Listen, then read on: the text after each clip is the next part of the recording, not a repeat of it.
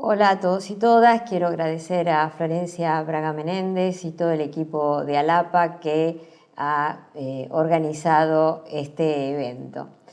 La idea es hacer una cartografía de temas para recorrer y hacernos preguntas, debatir y pensar necesarias transformaciones en salud para todos los que estamos en el campo de salud trabajando y para la comunidad en general, mejorando fundamentalmente la calidad de vida de todos. Creo que en este momento adentrarnos a los efectos emocionales en las enfermedades poco frecuentes, en la violencia institucional, que es el título de esta presentación, no podemos dejar de contextualizar el momento que todos estamos atravesando, que tiene que ver con el COVID, y que, aunque parezca de ciencia ficción, nos sumió a una vorágine impensada, no imaginada, donde negar, subestimar la realidad, entre otras lecturas, es una reacción posible en la situación de temor, de pánico, donde la omnipotencia invisibiliza la muerte y el dolor y donde se proyectan sentimientos al estilo paranoico, donde se buscan responsables y que realmente es una situación, como dije anteriormente, impensada. Y eso por ahí tiene un punto de contacto con las enfermedades poco frecuentes porque no son imaginadas, no son esperables y aparecen. Es de importancia en todo momento, tanto en la situación que estamos atravesando del COVID como ante un problema de enfermedad, especialmente en este campo de las enfermedades poco frecuentes, recuperar el sentido común y las prácticas solidarias. Tenemos una oportunidad única de construir un vínculo diferente con los otros. Por eso, uno de los autores que yo tomo importantes es un psicoanalista que es Fernando Ulloa, que se relaciona de alguna manera con la crisis que puede desencadenar el diagnóstico de una enfermedad poco frecuente, como la crisis que estamos viviendo con respecto al COVID. Hablar de ternura en estos tiempos de ferocidades no es ninguna ingenuidad. Es un concepto fundamentalmente político. Es poner el acento en la necesidad de resistir la barbarización de los lazos sociales que atraviesan nuestros mundos. La ternura crea el alma como patria primera del sujeto. Creo que este autor, con estas palabras, nos dan el pie para adentrarnos a ciertos conflictos que aparecen fundamentalmente a partir del cuerpo por cual uno demanda la consulta médica. Yo soy mi cuerpo, yo habito mi cuerpo. Eso nos sucede a todos. Cada uno de nosotras, nosotros, somos nuestro cuerpo. Cuando hay una dificultad, el diagnóstico de una enfermedad se convierte en una amenaza para el sujeto, pero no solamente para el sujeto, sino para el entorno familiar, porque es algo que irrumpe en la vida cotidiana, donde es necesaria, indefectiblemente, una deconstrucción de las implicancias de los efectos que provoca justamente el tener diagnóstico y sobre todo hasta que no se tiene la certeza de un diagnóstico. La subjetividad se va construyendo, por eso la idea, la fantasía, la imagen inconsciente que uno tiene de su propio cuerpo se va construyendo, así como se va construyendo el aparato psíquico de cada sujeto humano, el aparato psíquico de un niño, que es a través de las palabras. Y justamente las palabras son importantes cuando los pacientes hacen la consulta médica, porque necesitan, siendo el cuerpo que habita, la información adecuada, científica, de lo que les está pasando en su propio cuerpo. Y además que lo esperable es empatía desde el lugar del que da la información, desde el lugar de la función médica. Cuando las ciencias determinan un diagnóstico, en general lo primero que aparecen son fantasías, temores, y que no hay un problema psiquiátrico. Lo que hay efectos emocionales a partir justamente de ese diagnóstico, que no es solamente el paciente, de cualquier edad, sino a las personas que conviven con él, a la familia, que es son los que tienen que acompañar justamente al paciente a lo largo del tiempo para poder incluir en la cotidianeidad justamente una manera diferente de convivencia. Hay respuestas en todas las personas que son esperables. Lo que nosotros los psicólogos, psicoanalistas, hablamos de metabolizar o procesar justamente los efectos de un diagnóstico como puede ser una enfermedad poco frecuente, pero en general pasa en todas las enfermedades, en pacientes hemato-oncológicos, en pacientes con VIH, en problemas que tengan que ver con la cronicidad.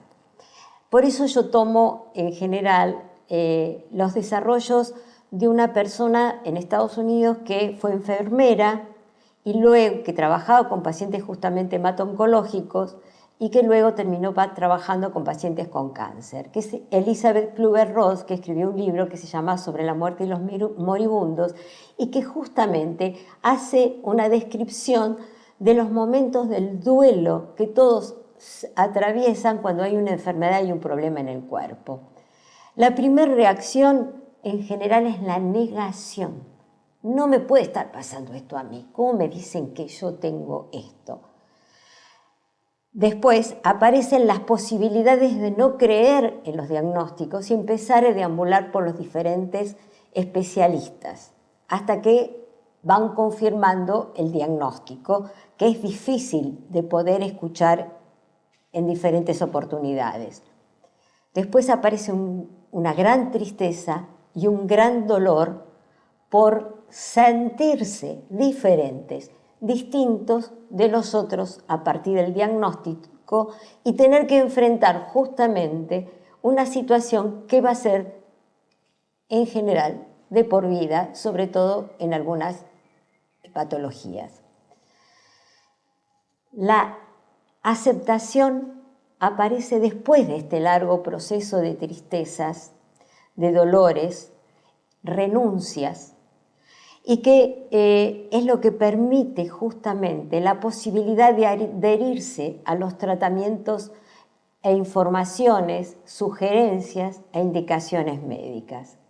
Digamos como que es una situación, este momento de aceptación de la enfermedad, de bisagra. Hay un antes y un después para poder convivir con la enfermedad y convivir con la familia y con el medio social. Y hay una cuestión elemental, es cómo armar nuevos proyectos de vida. Hay un autor que también sigo, que es Foucault, donde dice que mi cuerpo es el lugar irremediablemente al que estoy condenado. Yo diría que más que condena hay que superar esta situación de condena para buscar el mejor bienestar con nuevos proyectos desde el lugar de la vitalidad. Es que hay que tratar de empezar a construir nuevos caminos creativos, incluirlos en la cotidianeidad con este problema. Hay otro autor, David Le Breton, que dice: sin el cuerpo que le proporciona un rostro, el hombre no existiría. Por eso es tan importante el cuerpo y lo que nos pasa en el cuerpo y el derecho que tenemos nosotros a saber y conocer qué nos pasa en el cuerpo.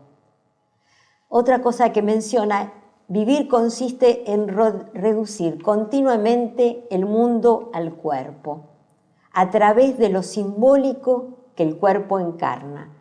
La existencia del hombre es corporal. En la historia de la humanidad hay representaciones diferentes en distintas épocas.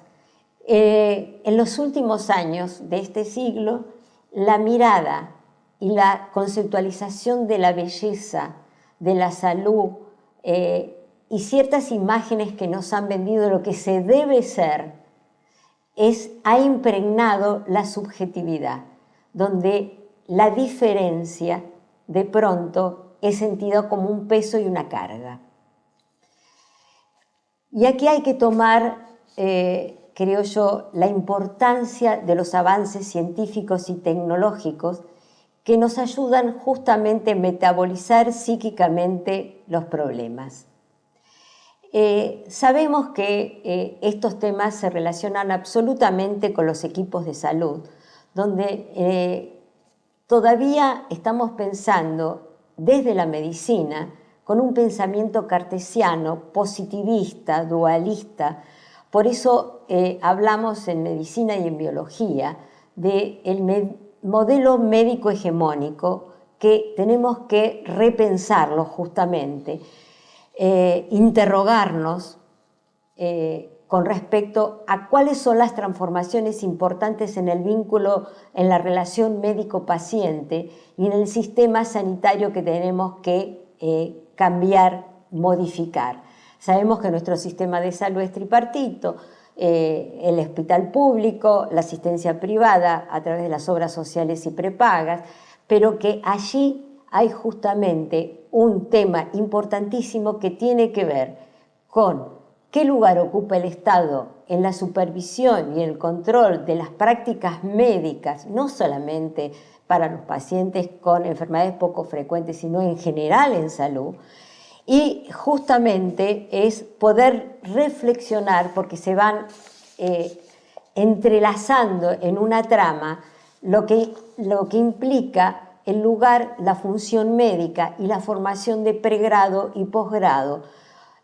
Marco en principio los médicos porque son el actor central de la práctica asistencial, pero no podemos olvidar y dejar de costado a otros actores fundamentales que están en el escenario, que tienen que ver con los equipos interdisciplinarios, por eso se llaman equipos interdisciplinarios en algunos casos, que solamente son títulos, pero que en la práctica no funcionan, que son otros profesionales, los psicólogos, enfermeros, los trabajadores sociales, los agentes sanitarios, los promotores de salud, los sociólogos, antropólogos, los camilleros, el personal de maestranza, el personal administrativo. Tenemos que empezar a pensar en un modelo de medicina social para corrernos justamente y decolonializar el concepto del modelo médico hegemónico. En la práctica asistencial, todos los que trabajamos tenemos expectativas que a veces se pueden cumplir o no cumplir en el vínculo con los pacientes. También los pacientes tienen expectativas en cuanto a mejorar su salud, a tener un diagnóstico, a que sean respetados, a ser escuchados, a recibir información adecuada y tratamientos científicos que estén a la orden del día, actualizados, pero que también hay que pensar en que hay una cuestión fundamental que es reconocer al otro como sujeto que padece. Todo paciente es sujeto que padece. Por lo tanto, es importante que desde el otro lado del mostrador sea visualizado justamente a una persona en esta situación particular, especial, no pensada, no deseada.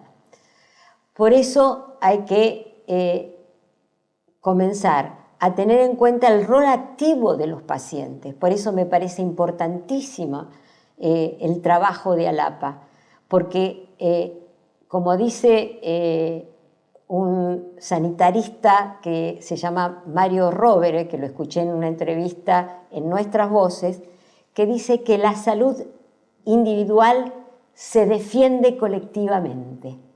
Me parece central, porque hay que pensar la salud desde el lugar de la planificación participativa y la multiculturalidad, donde ahí intervienen los distintos profesionales de la salud y que tendría que haber articulación justamente entre los diferentes profesionales, porque realmente es muy desgastante, además, el trabajo de la asistencia diaria, tanto en el ámbito público como en el ámbito privado.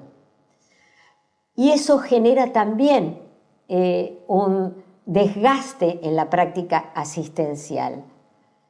Es interesante contemplar en esto que estamos hablando cuestiones que tienen que ver con la atención integral de los pacientes y con la prevención.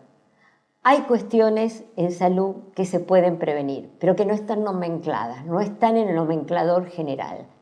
Como las grasias no cotizan en bolsa, tampoco este tipo de prácticas que hay que retomar para que sea la prevención y la atención primaria de la salud, que no sea atención secundaria sino primaria, ¿sí? El primer escalón de acceso a la salud para poder tener diagnósticos más rápidos, en tiempo y forma, digamos, y que también esto que yo mencionaba de la formación de los profesionales, tanto médicos como psicólogos, enfermería, es importante actualizar las currículas, porque no se incluye en la medicina la formación e información de los aspectos psicológicos, emocionales de los pacientes, como tampoco para los psicólogos tenemos una experiencia concreta en la práctica asistencial, por lo menos en los hospitales. No caminamos los pasillos hospitalarios y escuchamos y vemos la realidad de lo que pasa en la asistencia diariamente. Se hace posteriormente en un posgrado, pero que tampoco a veces en el posgrado, sobre todo en los médicos,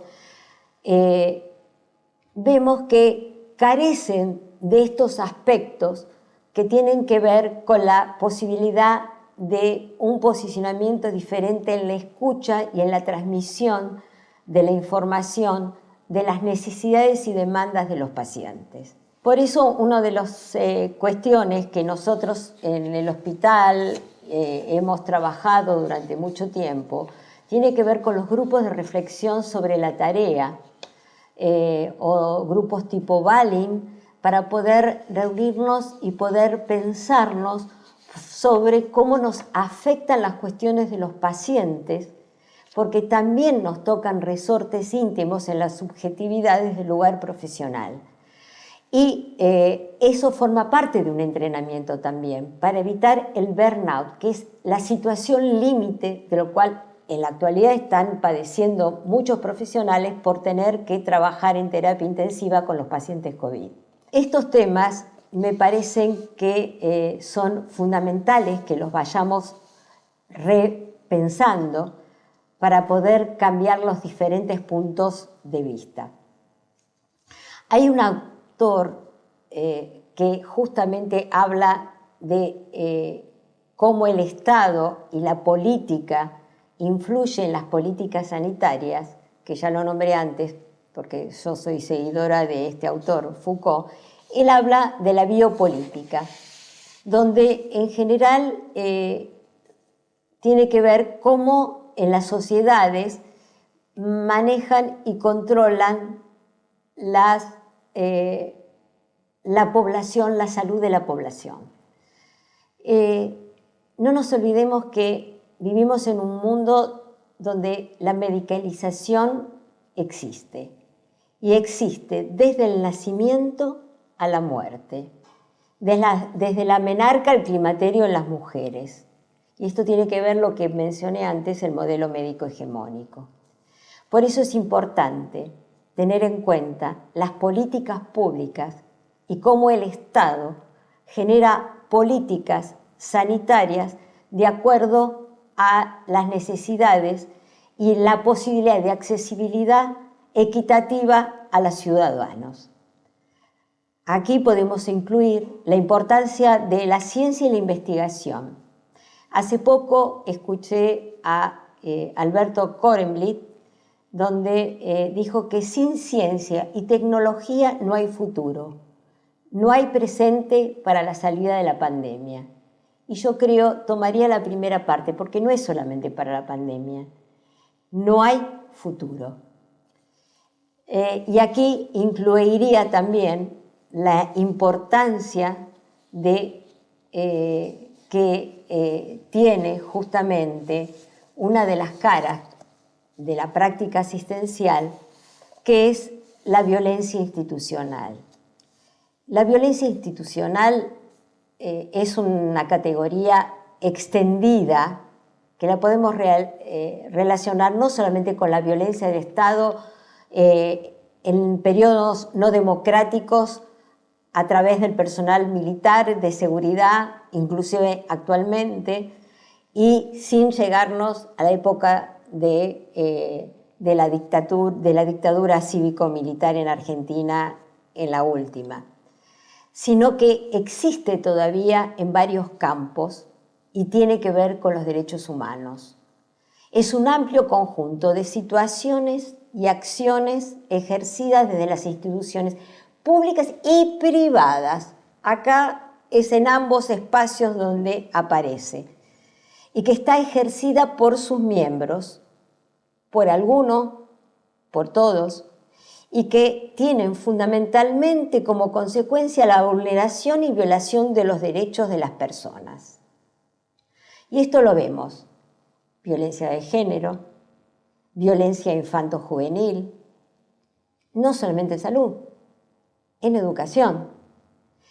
Y creo que es que muchas veces se ejerce violencia simbólica. Es un conflicto, es una tensión entre los sujetos, la institución y sus representantes. Y creo que acá, insisto, donde hay vulneración de los derechos de las personas. Hay otro autor que sigo, que se llama René Caes, donde dice que la institución no es solamente una formación social cultural compleja. Al cumplir sus funciones correspondientes, realiza funciones psíquicas múltiples para los sujetos singulares, en su estructura, su dinámica, su economía personal. Se generan diferentes formas de violencia institucional y que producen sufrimiento. A veces son posicionamientos ideológicos de los representantes o formas ideológicas de vinculación a nivel institucional. Por eso marco la diferencia: individual y o institucional, o de ambas. Hablando de violencia simbólica, traigo el pensamiento de otro sanitarista importante argentino, Floreal Ferrara, que remarcaba justamente que el padecimiento de un ser es reflejo de la realidad histórica y social en que vive, y por tanto es la expresión de la historia personal y social. Justamente hablar de violencia institucional es poder hablar, reflexionar y conceptualizar situaciones que en la práctica escuchamos, ya que no se les da el lugar y la posibilidad de la palabra a los pacientes, y que tenemos que tener entrenamiento justamente para poder escuchar y poder, desde otra posición, poder acompañar los tratamientos con los pacientes y que los pacientes puedan estar empoderados en función de sus derechos como sujetos ante un cuerpo que padece. y nosotros también tener espacios para poder acompañarnos para que los pacientes se sientan cuidados, sean cuidados y que el cuidado sea transmisible en el marco del contexto familiar y comunitario. Por eso yo había marcado antes que es importante que cuando se planifique en salud y se organicen temáticas específicas como las enfermedades poco frecuentes, la organización social de los pacientes es importante para que tengan un rol activo en los tratamientos, en las instituciones donde se atienden y que también participen en la planificación y proyectos que tienen que ver con salud pública y con los planes sanitarios. Creo que es un amplio campo que tenemos que estar entrelazando distintos caminos porque tienen que ver con una mejor práctica asistencial y una mejor calidad de vida para los pacientes. Gracias.